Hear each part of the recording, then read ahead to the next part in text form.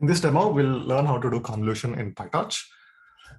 The concept of convolution is fundamental to understanding modern deep learning because arguably, the current wave of interest in AI was kickstarted by the success of deep convolutional neural networks in the task of object recognition in the early 2010s.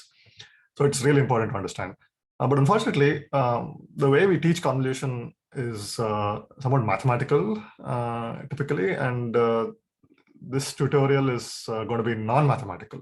Instead, we'll just use visualizations to explain what convolution is, and the task that we'll use as an example is image filtering. So we'll take an image and we'll convolve it using various filters and see what happens. We'll explore both filtering as well as pooling, which are commonly used in deep convolutions. So let's start again with some basic boilerplate code. This is just a bunch of functions that we'll import for our demo. As training data, as test data, we'll use the commonly used MNIST data set. So this is just a well-known image data set of handwritten digits, all of which are black and white, actually grayscale. Okay. We'll also use some boilerplate code for showing images and their filtered versions.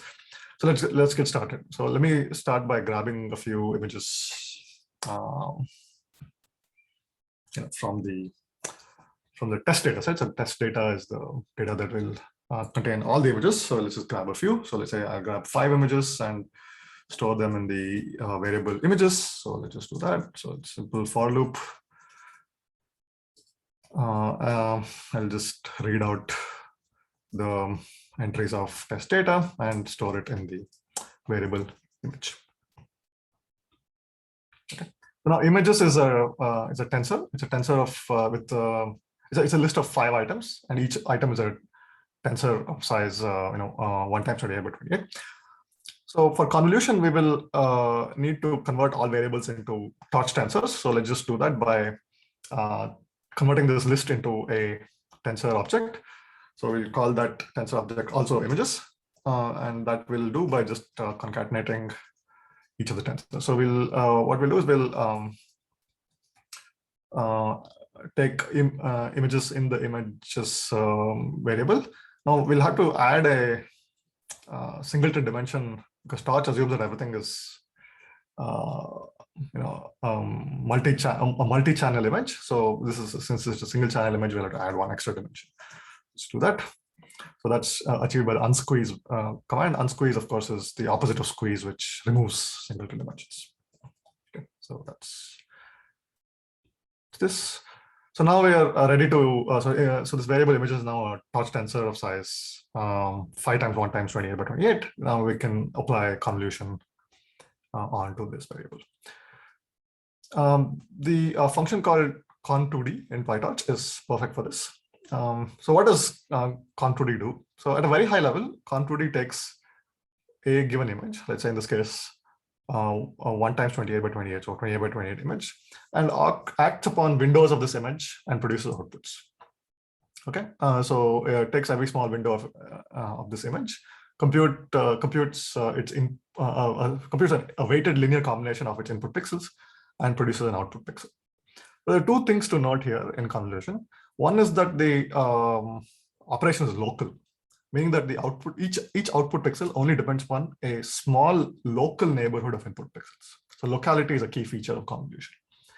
The second key feature of convolution is that the weights of the filter remain the same, no matter whether you're looking at the top left part of the image, or the middle of the image, or the top left, or the top right, or the bottom left, or bottom right, or so on. Okay, so in that sense, the weights of the filter are shift invariant. Okay. So the 2 main properties of convolution that we have to keep in mind when we understand what it's doing. So let's illustrate this by a simple example. So I'll use fairly straightforward filter. It is going to just be an averaging filter. So it's just going to take every 2 by 2 window. It's a 2 by 2 filter. So it's just going to take every 2 by 2 window of the input image and average its values.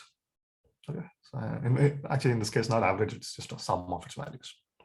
Okay, so that's just an a summation or an averaging filter, and that's in this variable called filter. So also here, if you want to apply this filter to the set of images in the images variable, we'll have to also convert the filter variable to a PyTorch tensor. So that we can do by just calling the float tensor command. So here also we have to assume that we have to make sure that the filter variable is in itself a PyTorch tensor. So we'll have to add a couple of singleton dimensions.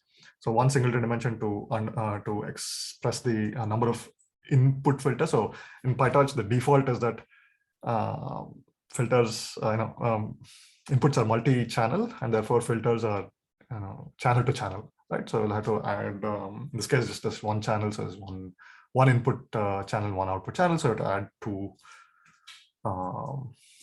singleton dimensions. Okay, so that's about it. That's as easy as it is. So let's now just use this filter variable that we defined to see how they work. So the command that we'll use is f.conv2d. And that's about it. So all it does is take the images and apply the filter to them. That's about it. That's as easy as it gets in PyTorch. So let's just see how they look. So I'll use the function plot filter, which just displays the original images as well as their filtered output.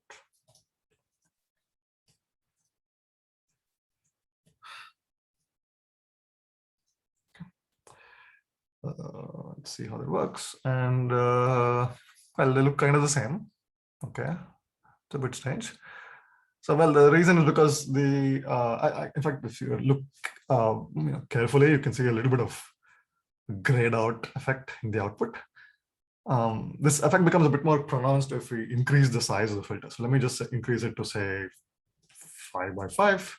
So now I'm computing, I'm looking at a 5 by 5. I'm looking at every single 5 by 5 window in the input and then summing up all the values and writing out the sum as the output. Okay, so this is a larger filter, and if we use this larger filter, now the sort of smearing out effect is much more pronounced. Right? So this is an example of what's called a blurring filter.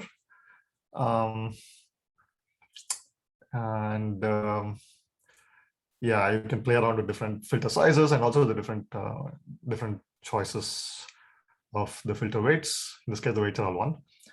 Let's also examine a few other things. So filtered images, as you can see, is a different size. So why is the size of the filter, the size of the filtered output 24 by 24, while the size of the input is 28 by 28? Well, the reason is because the output size is equal to the number of possible windows, right? So if you have a window size of 5 by 5 and the input is 28 by 28, well, you can only have 28 minus 5 plus 1, 24 windows possible in the input, right? So that's why the filter size is smaller. So the way to sometimes in deep convolutional networks, this is not ideal, right? You would like the input size to be equal to the output size for bookkeeping reasons. So that is achieved by something called padding. So we pad, and the conv2d function also supports padding, which we'll look at maybe later. Or feel free to see for yourself. Okay, so that's just that's all there is to conv2d. Let's just do a couple more examples to see how the effect of convolution is like. So let's try a different filter. Okay, so I'll try a filter that's not just an averaging filter, right? So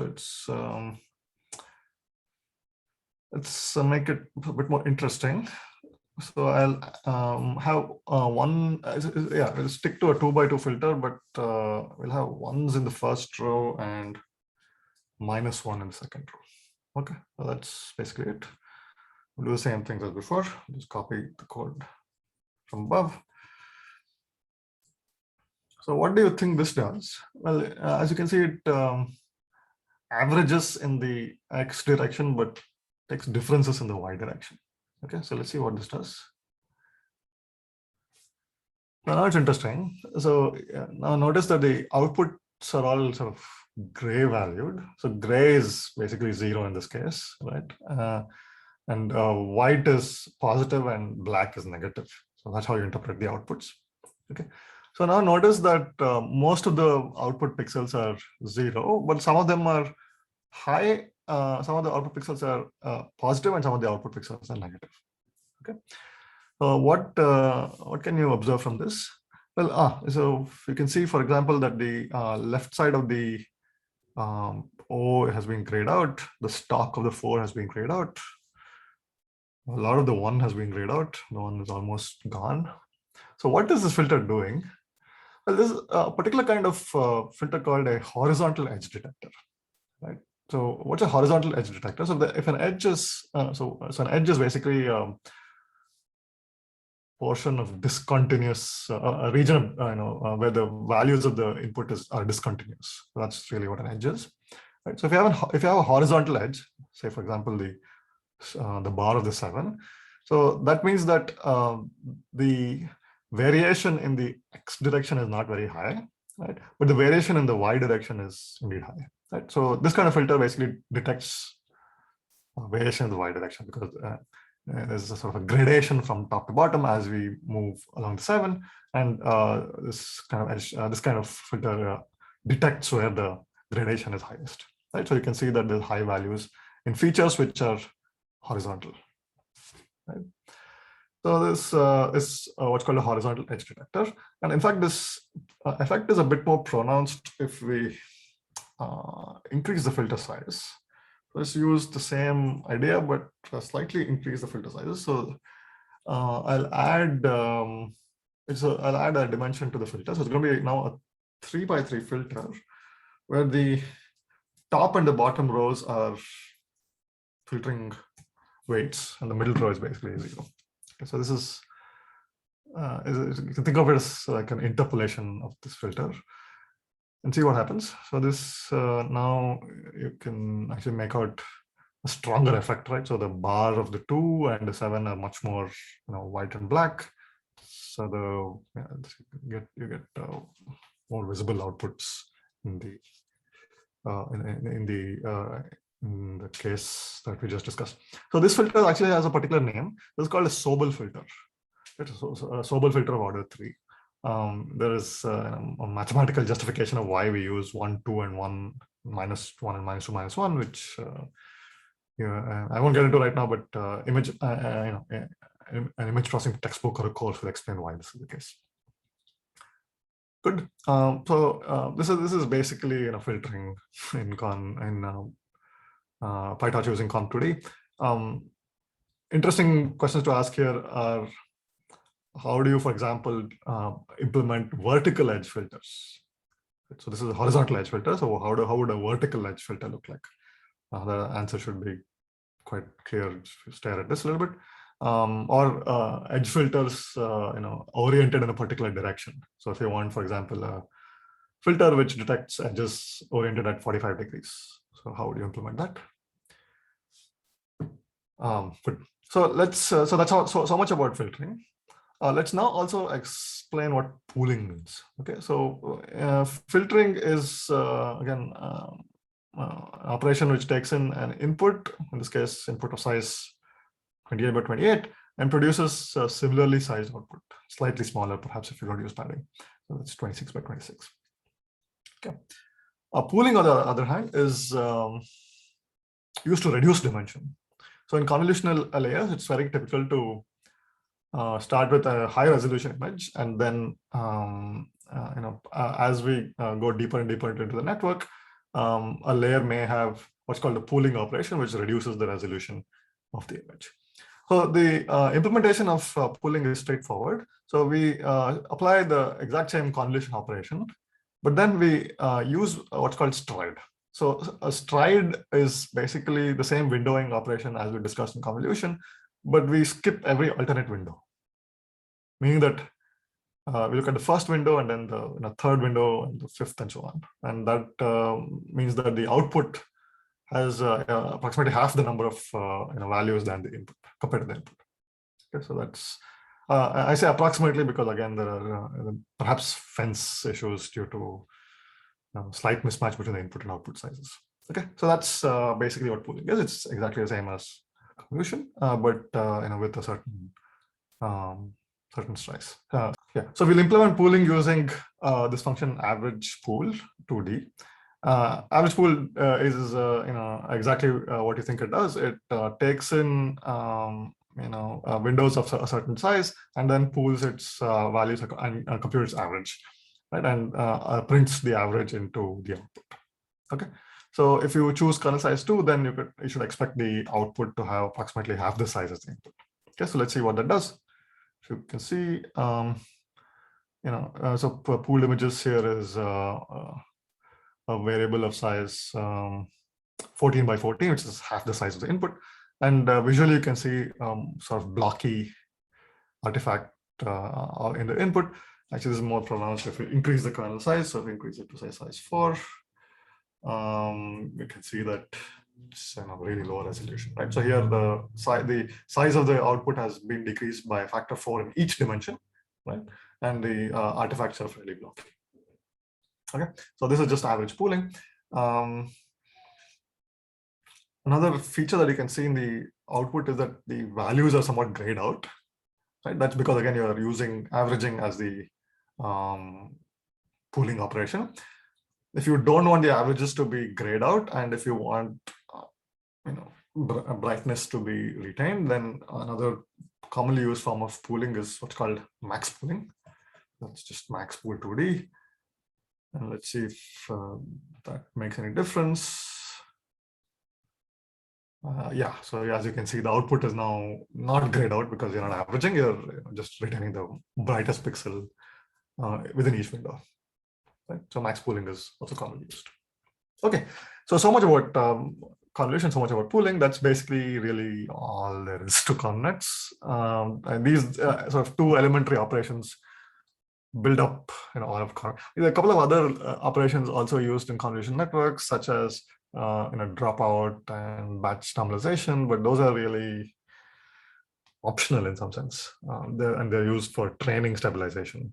For the concept of convolution itself, just these two operations are enough.